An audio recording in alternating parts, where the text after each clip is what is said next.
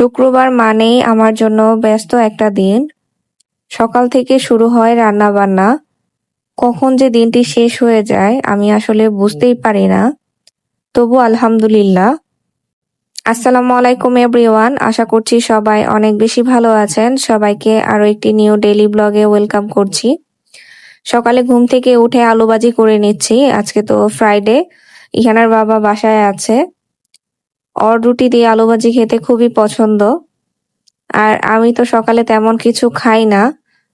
দেখা যায় ইহানের বাবা যদি বাসায় না থাকে আমার সকালে নাস্তা করার কোনো ঝামেলা থাকে না।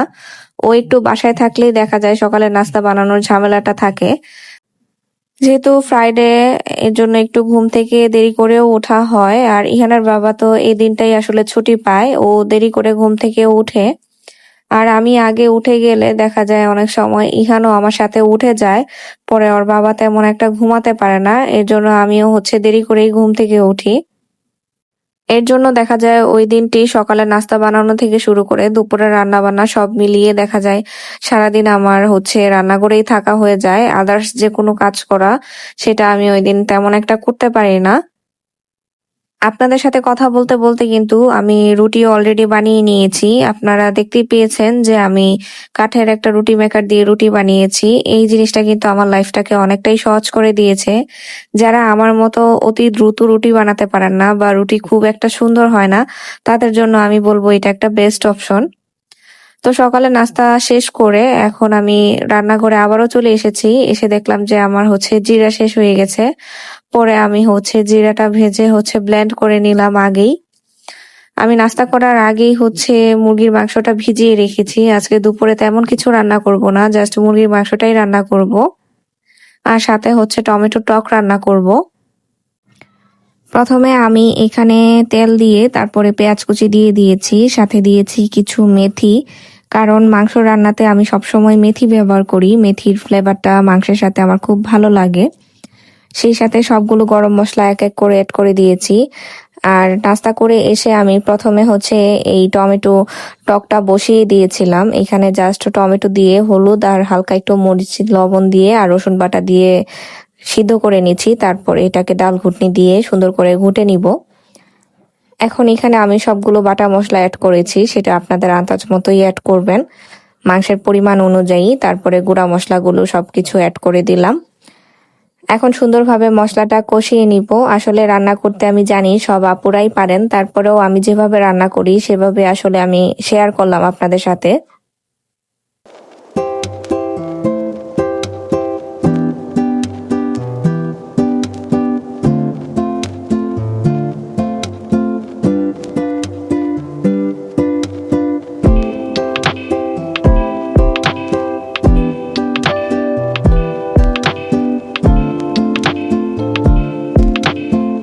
মাংস রান্নাতে আমি আলু ব্যবহার করতে চাই না, কিন্তু আমার হাজবেন্ড আমার ছেলে দুইজনেই আলু পছন্দ করে, এর জন্যই আসলে দিতে হয়। কিন্তু আমার কাছে না মাংস জিনিসটা একটু ভুনা ভুনা টাইপের ভালো লাগে। তবে ইহানের বাবা মাঝে মাঝে ভুনাও খেতে চায়, কিন্তু ইদানিং আমার ছেলের জন্য আমি ভুনা করতে পারি না। সে রান্না করলে দেখা যায় আলু খুঁজে মাংসেতে। যারা এখন পর্যন্ত আমার সাথে কন্টিনিউ করছেন তারা আমার ভিডিওতে লাইক দিতে ভুলবেন না, সাথে ছোট করে একটা কমেন্ট করে যাবেন যে আজকের ভিডিওটি আপনাদের কাছে কেমন লেগেছে। সেই সাথে কমেন্ট করে জানাতে পারেন নেক্সট টাইম কোন টাইপের ভিডিও আপলোড দিলে আপনাদের কাছে অনেক বেশি ভালো লাগবে। মুরগির মাংসটা আমি খুব সুন্দরভাবে কষিয়ে নিয়েছি। এখন গরম পানি ব্যবহার করছি, সাথে আলু দিয়ে দিলাম। আমি এটা রান্না করে তারপরে মনে পড়েছে যে আমার ভাত বসাতে হবে। আমার মনেই ছিল না যে আমি ভাত রান্না করি নাই। আর এইদিকে মনে মনে ভাবছি যে আমার তো কাজ সব শেষ হয়ে গিয়েছে। এই যে বললাম না প্রথমেই যে শুক্রবার আসলে কোন দিক দিয়ে চলে যায় আমি বুঝতেও পারি না। তো যাই হোক, সবকিছুর জন্য আমি আলহামদুলিল্লাহ বলবো, দিনটি আমার ভালোই কেটেছে।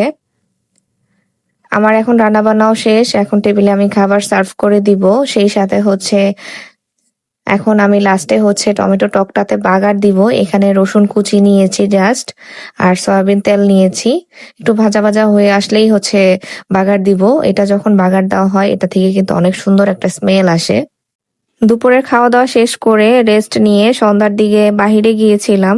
তবে যেই উদ্দেশ্যের জন্য বাহিরে গিয়েছি সেটা সফল হয়নি। কারণ আমার মনেই ছিল না এখন ৮টার দিকে যে সব দোকানপাট বন্ধ করে দেয়। পরে কি আর করার, আমি সুপার শপে যাই একটু, এখানে একটু প্রয়োজনীয় জিনিসও কেনার ছিল। পরে সেগুলো টুকটাক জিনিস কেনাকাটা করে বাসায় চলে আসি। কথা বলতে বলতে কিন্তু ভিডিও শেষ পর্যায়ে আমি চলে এসেছি। সবাই ভালো থাকবেন আর আমাদের জন্য দোয়া করবেন। দেখা হবে অন্য আরেকটি ভিডিওতে। আল্লাহ হাফেজ।